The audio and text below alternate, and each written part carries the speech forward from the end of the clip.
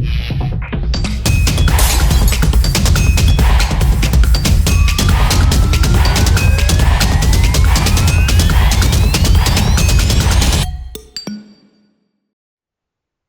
Everyone, welcome to the today session, जहाँ पे हम मेजरली आपका एक सबसे बड़ा सवाल रिगार्डिंग जीके, जो कि होता है जीके के नोट्स कैसे बनाएं, इस चीज को सॉल्व करने की कोशिश करेंगे। इसका जवाब देंगे आपको कि कैसे एग्जैक्टली आपको जीके के नोट्स बनाने चाहिए।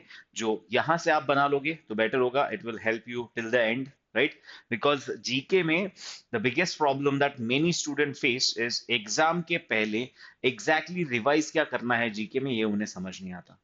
एंड सेकेंडली, रिवाइज क्या करना है ये ना समझ आने का रीजन इज बिकॉज उनके नोट्स बहुत ज्यादा क्लटर्ड है, अलग अलग जगह पे है, क्या नोट्स में लिखना है क्या नहीं लिखना है, किसी ने पूरी पीपीटी लिख दी है, सारे पॉइंटर्स लिख दिए, तो रिवीजन में एग्जैक्टली क्या पढ़ना है, इस चीज को लेके दिक्कत होती है। तो मैं आपको एक बार बता देता हूं how you should prepare your GK के नोट्स।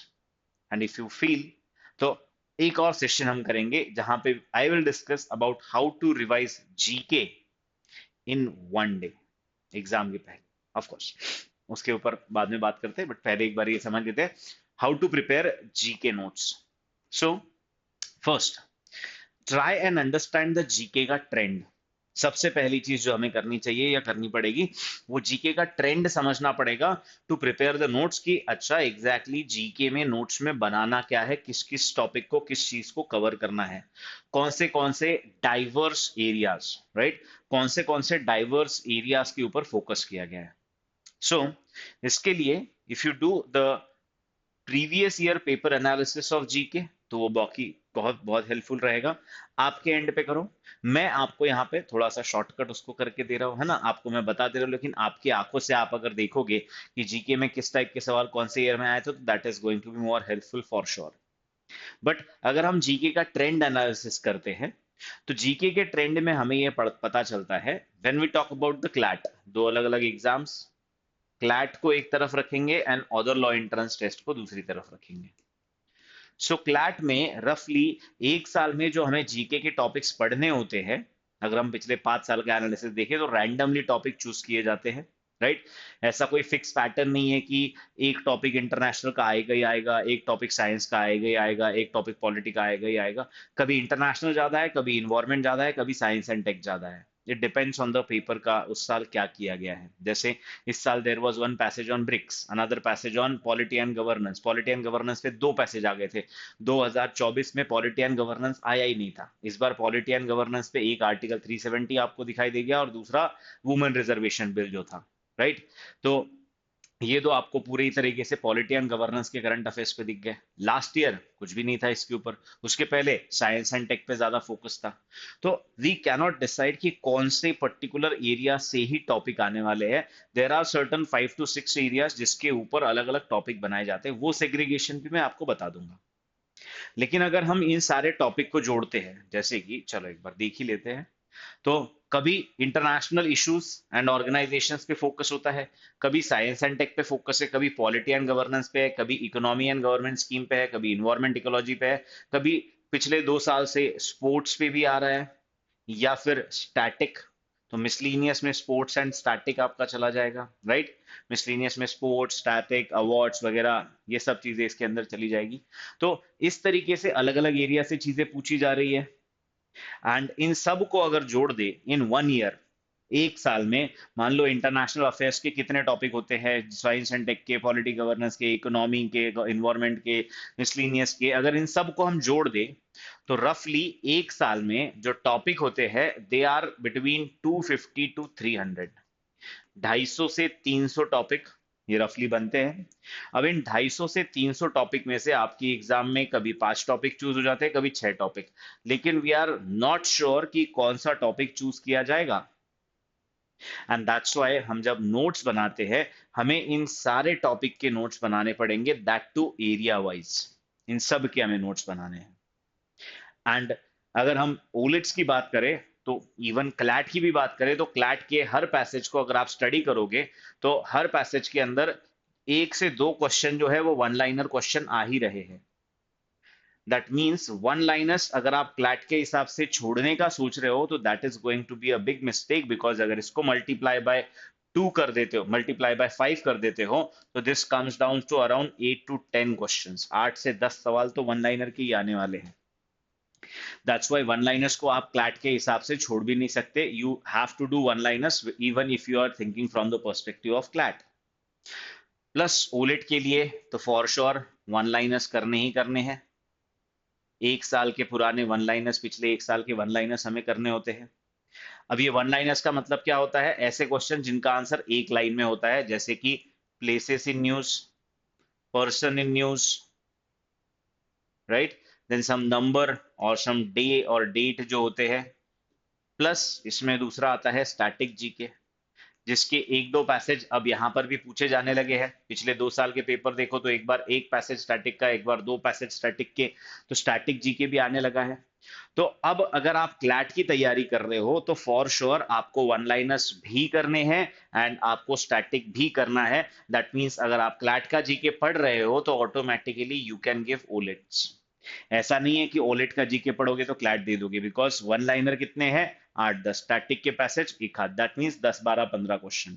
बचे हुए क्वेश्चंस के लिए आपको क्लैट के पर्सपेक्टिव से पढ़ना ही पड़ेगा, टॉपिक की डेप्थ में जाके आपको पढ़ना ही पड़ेगा। सो दैट्स व्हाई एक साइड में क्लैट है जो 250 से 300 टॉपिक कवर करने हैं, और दूसरा हमें 1 साल के वन लाइनर्स कवर करने हैं, और तीसरा हमें स्टैटिक पार्ट कवर करना है। अब सबसे बड़ा सवाल आता है कि स्टैटिक का तो चलो एक नोटबुक मिसलिनियस बना ली, उसके अंदर स्टैटिक डाल दिया, नो प्रॉब्लम। एक नोटबुक वन लाइनर्स की बना ली, डेट वाइज वन लाइनर उसमें लिखना शुरू कर दिए, नो प्रॉब्लम। प्रॉब्लम है यहाँ पे क्लैट। क्लैट के जो करंट अफेयर्स है उसके अलग अलग नोटबुक कैसे डिवाइड कर सकते हैं। तो उसके लिए मैंने आपको यहाँ पे अलग अलग नोटबुक्स कैसे बन सकते हैं वो लिख के दे दिया है। तो आपको भी आपके इन नोटबुक्स में चीजें लिखनी है। Why you have to prepare different notebooks और एक सिंगल सोर्स क्यों नहीं रखना है? तो इसका मेन रीजन है कि एंड में जब आप रिवाइज करने जाओगे आज के 4-6 महीने के बाद, आप में से किसी को ऐसा लगेगा you are weak in GK because of science and tech, कि साइंस एंड टेक के पैसेज आपको आ नहीं रहे। किसी को लगेगा पॉलिटी एंड गवर्नेंस वीक है, किसी को लगेगा इंटरनेशनल इश्यूज वीक है। एट दैट टाइम अगर ये पर्टिकुलर बुक आपके पास है तो आप वहां से उसको पढ़ सकते हो। एंड सेकेंडली, इसको अगर आप A4 शीट्स में बना लो, ऐसे अलग अलग मान लो 6 फोल्डर आप प्रिपेयर कर लो, जो फोल्डर बड़े बड़े फोल्डर बुक्स आते हैं, राइट, फोल्डर फाइल आते हैं, उन फोल्डर फाइल में जो A4 शीट्स आती है ब्लैंक वाली, उसके ऊपर लिखो तो और भी ज्यादा बेहतर होगा। Reason being it will help you in adding things at different different times. जैसे मान लो currently we are in the month of February, right. अब फेब्रुवरी में आपने एक इकोनॉमी की न्यूज पढ़ी, जहां पे आपने क्या पढ़ा कि बजट आया। अब उसके बाद आप पढ़ते हो कि बजट में भारत सरकार ने, मान लो मार्च के मंथ में आप पढ़ते हो कि बजट आपने फेब्रुवरी में बनाया था, लेकिन आपने इसको अलग नोटबुक में नहीं रखा था, मतलब ऐसे इकोनॉमी की एक अलग नोटबुक, वो भी A4 शीट्स वाली नहीं थी, राइट। तो आपने एक बुक के, एक नोटबुक जो प्रिपेयर करी, उसके पेज नंबर 3 से लेके 10 तक बजट लिखा था। उसके बाद आपने साइंस एंड टेक लिख दिया, उसके बाद आपने इंटरनेशनल इश्यूज लिख दिया, उसके बाद और कुछ लिख दिया। देन यू रियलाइज कि मार्च में एक्चुअली भारत सरकार ने वो बजट पास किया, तब बजट फिर से न्यूज में आया, उसकी कुछ अपडेट्स आई है, बट आपके इन 10 पेज के बाद जगह ही नहीं है उसको लिखने के लिए। तो आपने क्या किया, उठा के उसको उसी नोटबुक के 50वें पेज पे लिख दिया। फिर 3 महीने बाद मान लो कोई बजट का सर्वे आया कि भाई बजट में जो बोला गया था वो कैसे हम अचीव कर रहे हैं, क्या कर रहे हैं, किस तरीके से चल रहा है, या कोई गवर्नमेंट स्कीम थी जो बजट में बोली गई थी उसको इम्प्लीमेंट किया, और तब तक आपकी ये नोटबुक भर चुकी है, दूसरे नोटबुक के 20वें पन्ने पे आपने फिर से बजट के बारे में कुछ लिखा है। फिर और एक न्यूज आई, फिर आपने तीसरे नोटबुक के 30वें पन्ने पे कुछ लिखा है। और जब अब आपको बजट रिवाइज करना है तो आप बस इसके अंदर ढूंढ रहे हो कि अच्छा यहाँ पे बजट है, यहाँ पे बजट है, यहाँ पे बजट है, यहाँ पे बजट है। और जब एग्जाम में क्वेश्चन आएंगे, अगर आपने सारी चीजें एक साथ एक जगह लिख के नहीं रिवाइज करी है, तो इवेंचुअली आप उस पैसेज के ऊपर 2 से 3 सवाल के आंसर कर पाओगे, सारे नहीं कर पाओगे, और आपका फिर वो वही कॉमन क्वेश्चन रहेगा कि सर पैसेज तो आ जाता है नोन, लेकिन 2-3 क्वेश्चन के आंसर हो जाते हैं, अगले क्वेश्चन आंसर नहीं हो पाते। Then there is going to be a problem, फिर आपके लिए प्रॉब्लम क्रिएट हो सकती है। देन चलो एक और एग्जाम्पल देखिए आपको मैं बता देता हूं, दैट इज मान लो साइंस एंड टेक्नोलॉजी। अब आपने जनवरी में नोट्स बनाए कि इंडिया के कुछ लोग एक्सियोम मिशन में, इंडिया के गगनयान के जो पायलट्स है उसमें से शिवांशु शुक्ला जो है जाने वाले हैं, आपने उसी के साथ गगनयान के भी नोट्स बना दिए ऑन से page number 10 of your notebook number 1। अब आपने अलग अलग नोटबुक नहीं बनाए थे, कुछ दिनों बाद भारत कुछ और लॉन्च करेगा, इसरो ऐसा तो है नहीं कि शांत बैठेगा। वो 50वें पन्ने पे, फिर इसरो 100वें पन्ने पे, फिर इसरो दूसरे नोटबुक के 10वें पन्ने पे, फिर इसरो 70वें पन्ने पे। और आप जब एंड में इसरो रिवाइज करने जाओगे, आप पूरे नोटबुक्स मान लो अगर आपके 4-5 बन जाते हैं, हर नोटबुक में इसरो ढूंढते रह जाओगे। And same problem you will face कि इसरो का पैसेज आता है, 2 से 3 सवाल बन जाते हैं, 2 से 3 सवाल बनते नहीं है। That's why it is very important to create folders. Notebook बनाओगे तो भी चलेगा, बट ये पेज का प्रॉब्लम आएगा। दैट्स व्हाई व्हाट आई सी और व्हाट आई प्रेफर इज आप A4 शीट्स लो और अलग अलग फोल्डर्स में बनाओ। और उस, मान लो ये एक फोल्डर है इंटरनेशनल इश्यूज का, इसके अंदर 15 इंटरनेशनल इश्यूज है। पहला पन्ना इंडेक्स का होगा जिसके अंदर हर टॉपिक का नाम लिखोगे। कभी भी कुछ अपडेट आती है, एक A4 शीट उठाई, उसके ऊपर नोट्स लिख दिए, उसको उसके अंदर डाल दिया और सॉर्टेड। उस जगह पे जहां पे इंटरनेशनल इशू, मान लो इसराइल पैलेस्तीन चल रहा था, इसराइल पैलेस्तीन पूरे साल में जितने भी अपडेट्स आए हैं इसराइल पैलेस्तीन के, सब वहां चले गए। डोनाल्ड ट्रंप ने जितनी भी चीजें करी थी, सब वहां चली गई। तो जब आप रिवाइज करने लोगे, आपके लिए ये बहुत इजी हो जाएगा। That's why what you should do is you should prepare these 6 folders: international issues and organisation, science and technology, polity and governance, economy and government scheme, environment and geography and miscellaneous. Miscellaneous में ऐसी चीजें जो यहाँ कहीं भी नहीं जा रही, जैसे कि स्पोर्ट्स हो गए, स्टैटिक जीके हो गया, अवार्ड्स एंड ऑनर्स हो गए, ये सब चीजें। At the same time AILET के पर्सपेक्टिव से अगर आप बना रहे हो तो एक नोटबुक अलग एलेट वाली बना देना, या एक फोल्डर, और उसके अंदर पूरा places in news, person in news, numbers in news, ये सब चीजें रख देना। स्टैटिक जीके तो आपका मिसलिनियस में जा ही रहा है। तो अब यहाँ पे आपको इन सब चीजों को डेट वाइज कर दो, बिकॉज वन लाइनर्स में डेट वाइज चल जाता है, बिकॉज ये एक एक लाइन में आंसर होते हैं। और डेट वाइज करोगे तो और भी अच्छा हो जाता है, कोई दिक्कत नहीं आती। इस तरीके से आप इसे नोट्स को प्रिपेयर कर सकते हो। अब अगर आप लीगल एज स्टूडेंट हो तो सोर्सेस क्या होंगे, कहाँ से आपको बनाना है? Of course non Legal Edge student, आपकी जो क्लासेस हो रही है या फिर आप जो the Hindu analysis Legal Edge का देख लेते होंगे, उन सब के आपको नोट्स बना लेने हैं। जो लीगल एज के स्टूडेंट है उनके लिए इसके अंदर priority number 1 is there 4 PM class. जो 4 PM क्लास होती है, उस क्लास के सबसे पहले नोट्स इसके अंदर बनने हैं। हफ्ते में उनकी 5 से 6 क्लासेस होती है जीके की, तो उन सारे क्लासेस के नोट्स आपको यहाँ पे बनाने हैं इसी फोल्डर में। फोल्डर वाइज टीचर मुझे पूछ लेना, मयूर सर को पूछ लेना, हम बता देंगे कि ये टॉपिक जो है ये कौन से फोल्डर में जाएगा। हो सकता है कभी कभी आपको कंफ्यूजन हो जाए। Then second is the Hindu analysis, जो रोज सुबह होता है, उस द हिंदू एनालिसिस के नोट्स बना लेने हैं। इसको भी उस फोल्डर में डाल देना है। जैसे आज के या कल के एनालिसिस में देखो तो हमने आरबीआई के बारे में बात की थी, रेपो रेट के बारे में बात की, तो उसको उठा के आप इकोनॉमी में डाल देंगे, राइट। और इकोनॉमी में आरबीआई आएगा तो और भी कुछ न्यूज आती है, क्लासरूम में भी पढ़ा जाता है, तो वहां पे ऐड ऑन होता जाएगा। देन थर्ड सोर्स इज और वाईटी सेशंस, जो अपना बिग न्यूज का सेशन आता है, राइट, उनके नोट्स। फिर अगर आपकी बैच क्लास में कभी कोई टॉपिक पढ़ाया जाए, वैसे तो अपन प्रेफर नहीं करते, लेकिन बैच क्लास में कभी कोई टॉपिक हो तो उसके नोट्स वहां पे बना लिए आपने। इस तरीके से ये टॉपिक वाइज हर चीज यहाँ पे कवर हो जाएगी, उसके नोट्स आप प्रिपेयर कर सकते हो। पांचवी चीज, अब ये अप टू यू है। एक तो क्लैट पोस्ट प्लस जो आती है, बताइए आपको अपडेट्स कितने बढ़िया आ चुके हैं, राइट, देखा होगा आपने वो वीडियो। तो क्लैट पोस्ट प्लस जो है, उस क्लैट पोस्ट प्लस के जो नोट्स है, एक तो आप क्लैट पोस्ट प्लस का प्रिंट आउट लेके उसको हाईलाइट कर दो, उसमें से important points, so that and में आपके लिए इजी हो जाए कि ठीक है आपको क्या क्या रिवाइज करना है, क्या क्या याद करना है। एंड इफ यू फील कि उसकी प्रिंट आउट लेने के बजाय उसमें से भी आप पॉइंटर्स निकाल के नोट्स में टॉपिक वाइज ऐड करना चाहते हो, तो that is again very good step. वही बहुत अच्छी चीज होगी कि आप उसको वहां से टॉपिक लो, उसके नोट्स जो निकल रहे हैं, जो पॉइंट्स मिल रहे हैं, वो पॉइंट्स इस तरीके से आपने जो 4 फोल्डर बने हैं उसके अंदर ऐड कर दो उस टॉपिक के पास। फिर आपको क्लैट पोस्ट की प्रिंट आउट लेके एंड में उनको रिवाइज करने की जरूरत नहीं पड़ेगी, आपके नोट्स में सब आ चुका होगा।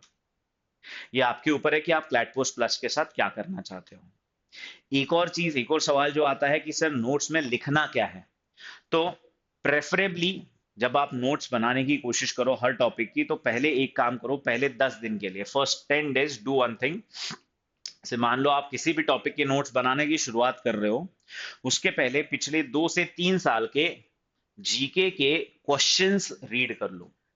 जो प्री वाई क्यू है, previous year question of GK है, उन सिर्फ क्वेश्चंस को रीड करना है, उनके आंसर्स वगैरह नहीं याद करना है। सो दैट आपके दिमाग में ये फिट होने लगे। ये 10 दिन तक एक्सरसाइज करो। नोट्स बनाने के पहले 10 मिनट लगेंगे। कोई भी टॉपिक के नोट्स बनाने के पहले 10 मिनट तक आपने पुराने क्वेश्चंस देख लिए, जिससे आपके दिमाग में ये फिट हो जाएगा कि अच्छा, अगर एग्जाम में जैसे आप मान लो आज इसरो पढ़ रहे हो, है ना, और आपने 2023 में इसरो का पैसेज आया था वो देखा, और आपको रियलाइज होता है कि अच्छा, इसरो पे ऐसा सवाल बना था तो इसरो के नोट्स में ये लिख लेता हूँ, इसरो पे वैसा सवाल बना था तो इस पे नोट्स में ये लिख लेता हूँ। This will make you understand on your own कि क्या चीज नोट्स में डालनी है, क्या नहीं डालनी है, किस टॉपिक पे किस टाइप का सवाल बन सकता है। बिकॉज प्रैक्टिकली किसी भी कोचिंग, किसी भी जगह पे, किसी भी टीचर के लिए ये पॉसिबल नहीं है कि आपको हर टॉपिक में बता दे कि इसमें ये इस तरीके से नोट्स बनने चाहिए, वैसे बनने चाहिए। बट ये बहुत ईजी चीज है। अगर आप 10 दिन भी कोशिश करोगे, आप खुद से सीख जाओगे कि आप नोट्स कैसे बना सकते हो। एंड ऑफ कोर्स आप लीगल एड स्टूडेंट हो तो आपके पास ये ऑप्शन तो हमेशा ही खुला है कि आप नोट्स बनाओ एंड उसको मेल कर दो ऑन support@toprankers.com, और विद इन 24 आवर्स आपको मिल जाएगा उसका रिप्लाई कि आपके नोट्स अच्छे हैं, बुरे हैं, क्या प्रॉब्लम है, क्या चेंज करना चाहिए, क्या पॉजिटिव है, क्या निगेटिव है। ये सारा आपको मैसेज मिल जाएगा। तो हो सकता है तो 4-5 बार सपोर्ट पे नोट्स भेज दो। धीरे धीरे आप खुद ही समझ जाओगे कि अच्छा, बार बार यही रिकमेंडेशन आ रही है, ये चेंज करने के बाद नोट्स ठीक हो जा रहे हैं, तो these are the changes that you have to do.